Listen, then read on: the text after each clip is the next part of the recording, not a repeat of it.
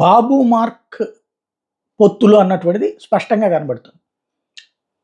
ఇచ్చిందే 24 సీట్లు జనసేనకి.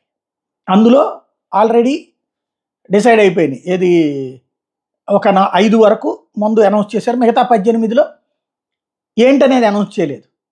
బాబు సీట్లు ఇచ్చాక మళ్ళీ అందులో పెతలాటకాలు ఉంటాయనేది తెలుసు. కాకపోతే ఏ పాపం భారతీయ జనతా పార్టీలో చోటా మోటా లీడర్లు కాబట్టి వీళ్ళని పైనుంచి వెంకయ్యనాయుడు గారితో అని అనుకునేవాళ్ళు.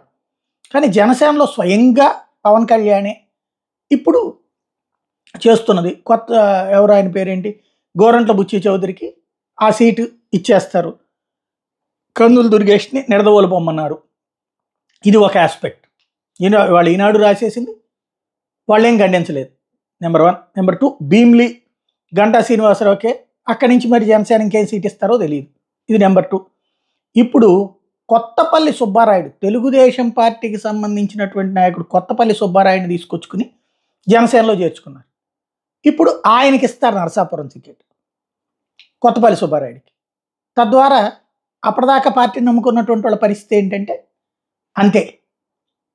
ఇది అంటే అది చంద్రబాబు గారు తన పార్టీలో చేర్చుకునివ్వడం కాకుండా జనసేనలోకి పంపించి, ఇప్పుడు అతని పేరేంటి, బాలశౌరినే అంతే కదా, తెలుగుదేశంలో చేర్చుకోకుండా జనసేనలోకి పంపించి ఎంపీ సీటు.